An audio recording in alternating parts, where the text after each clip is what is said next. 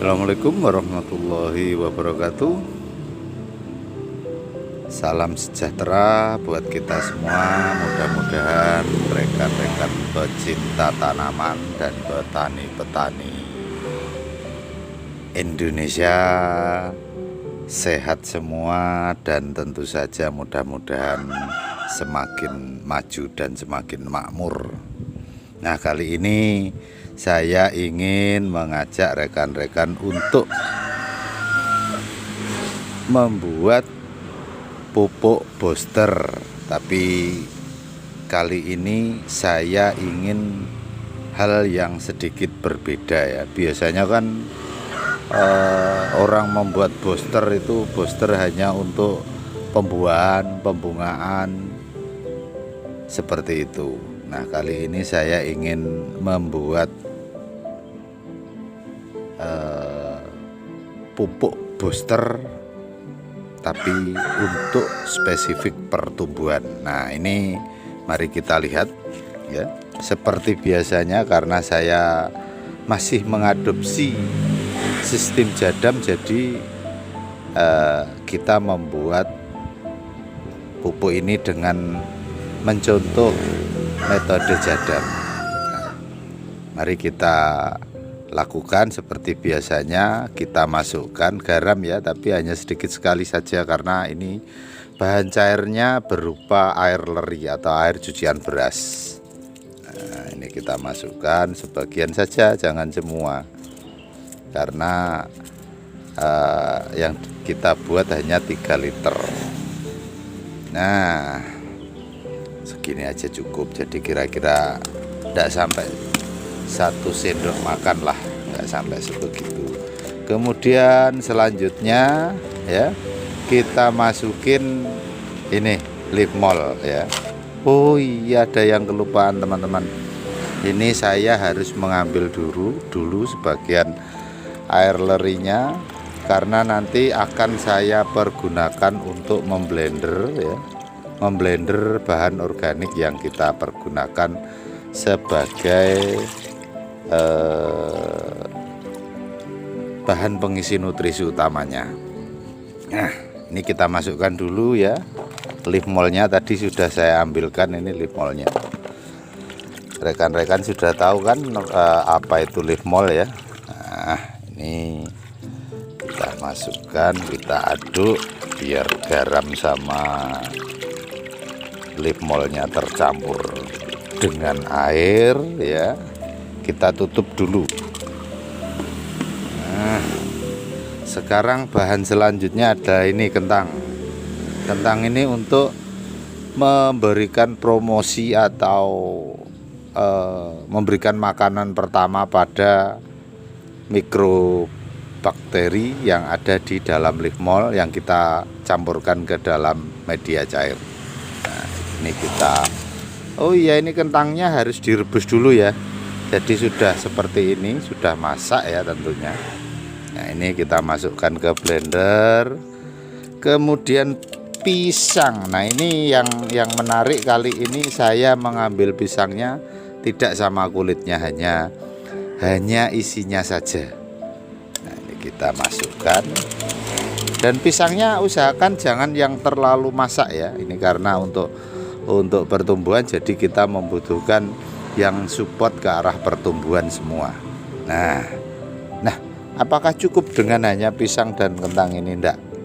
Jadi nanti kita tambahkan dengan bahan organik lain ya. Bahan organik lain untuk menyuplai nutrisi apa?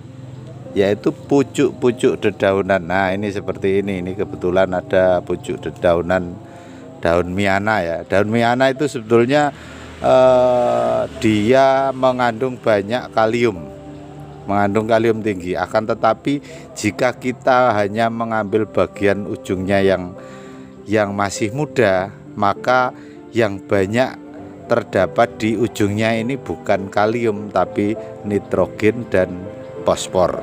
Juga terdapat enzim pertumbuhan. Nanti saya jelaskan lebih lanjut ke keterangan dari apa sih kandungan dari pucuk dedaunan muda ini sambil kita cari daun yang lain. Oke, kita blender dulu yang ini.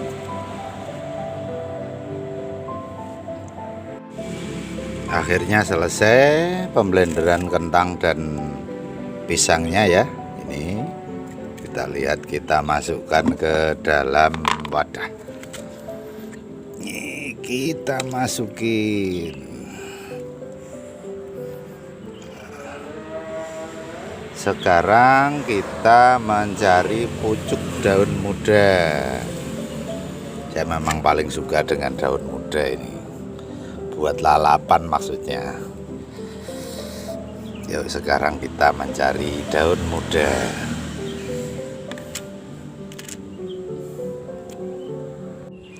Sekarang kita ambil pucuk daun muda ya. Daun mudanya ini kita lihat. Ini yang kita ambil, yang kita pergunakan bahannya yang seperti ini. Jadi kita ambil yang kondisinya sehat karena ini untuk booster ya. Tapi kalau untuk tujuannya membuat GLF, kita nggak usah memilih yang sehat, tapi semua kita bisa gunakan. Karena ini membuat booster, jadi saya pilih yang paling sehat ya. Ujungnya hanya di bagian ujung. Kenapa hanya di bagian ujung? Karena kita tahu pada setiap tanaman bertumbuh ya, itu di bagian ujung ini berkumpulnya nutrisi yang dipersiapkan untuk menyempurnakan daun, menyempurnakan batang, dan juga enzim atau ZPT, auksin itu berkumpulnya pada bagian ujung ini. Nah, cirinya yang kita bisa lihat, mari kita lihat batangnya. Nih, kita lihat batangnya ini ya. Ini yang bisa kita ambil yang mulai bagian sini sampai ke atas. Ini kita lihat ya, batangnya sudah mulai seperti yang tua. Ini jangan kita ambil, yang kita ambil yang masih benar-benar dalam proses pertumbuhan. Nah, begini kita ambil seperti ini. Ini kita ambil. Untuk yang berpenyakit kayak gini nih, nah ini kan ada kendala. Ini jangan kita ambil. Yang kita ambil yang sehat. Nah, seperti ini kita ambil yang sehat. Nah, ini sehat, normal. Lantas apa semua pucuk daun itu bisa kita gunakan?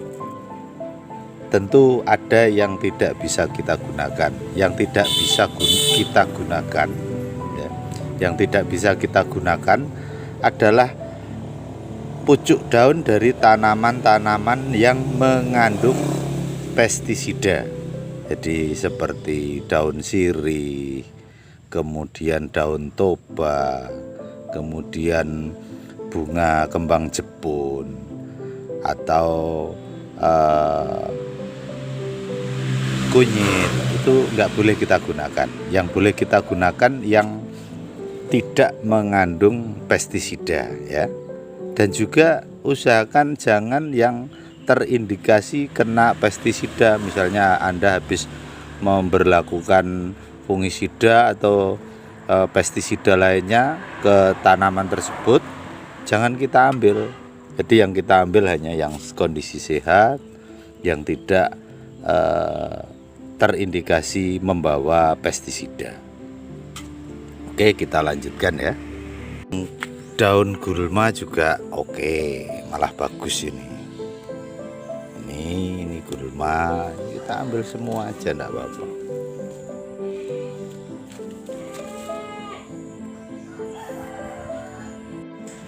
Sekarang sudah terkumpul daun ya, pucuk-pucuk daun gulma, daun bermacam-macam ini ya. Ini sengaja saya tambahkan ini aloe vera atau lidah buaya. Daun lidah buaya ini memiliki manfaat untuk membantu merangsang perkembangan akar. Jadi ini sengaja saya tambahkan. Kalau bisa diusahakan daun ini harus ada ya. Sekarang kita potong kecil-kecil ya, supaya mudah untuk di blender. Setelah selesai kita potong, nah ini aloe veranya kelihatan ya. Ini kita lakukan pemblenderan. Nah, oh iya, dari awal tadi saya lupa, tidak saya beritahu bahwa untuk material organik yang kita gunakan pucuk daun, kemudian kentang, dan juga pisang, itu masing-masing kurang lebih sekitar 200 gram. Cuma ini tadi agak kelebihan, ini 250 gram ini totalnya daun-daunnya ini. Tapi enggak apa-apa, kelebihan sedikit juga enggak apa-apa, malah bagus, nanti kandungan-kandungan nutrisinya juga semakin lebih bagus, karena kita tahu bahwa bagian ujung daun itu mengandung banyak sekali unsur-unsur hara yang pada saat itu akan dipergunakan untuk proses pematangan daun maupun batang. Kemudian belum lagi ZPT berupa auksin itu pasti terkumpul di bagian atas pada saat proses pertumbuhan itu. Jadi nantinya diharapkan kandungan nutrisi dari pupuk booster pertumbuhan ini sangat bagus untuk pertumbuhan, baik itu pertumbuhan akar, jadi aktivitas akar, jadi akarnya nanti akan menjadi lebih banyak dan lebih aktif lagi. Kemudian nutrisinya sangat lengkap untuk pertumbuhan. Proses pemblenderan sudah selesai, pemblenderan pucuk daun ya. Ini sekarang kita masukin ke dalam wadah pemrosesan pupuk booster. Ini karena tadi masih ada airnya, kita gunakan untuk mencuci. Nah, ini nanti tidak akan saya tunjukkan sampai dengan selesai prosesnya, cukup saya beritahu saja supaya apa? Supaya mudah untuk untuk melakukannya dan videonya tidak terlalu panjang. Ini kita aduk dan setiap hari kita lakukan pengadukan ya. Ini tempatnya harus ditempatkan di tempat yang panas, tapi kita tutup supaya cahaya tidak bisa menembus ke material yang kita proses. Ini kita lakukan penutupan. Nanti tiap hari kita aduk, tiap hari kita lakukan pengadukan. Kemudian cara menggunakannya, ini minimal ya, minimal ini setelah kita lakukan ini minimal sekitar 5 hari sampai dengan 2 minggu. Nah, untuk posisi 5 hari sampai 2 minggu, kalau bisa usahakan setelah 2 minggu aja deh ya. Jadi nanti untuk cara aplikasinya tinggal kita ambil cairannya, kita aduk dulu, tapi ya sebelum diaduk, kemudian diambil, kita encerkan dengan perbandingan 1:100 sampai dengan 1:200 khusus untuk kocor atau untuk penyiraman. Jadi bukan untuk penyemprotan ya, ini untuk penyiraman.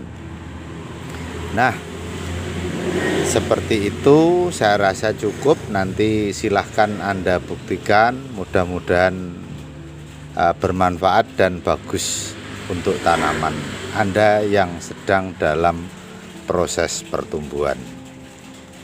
Oke, akhirul kalam. Wassalam warahmatullahi wabarakatuh.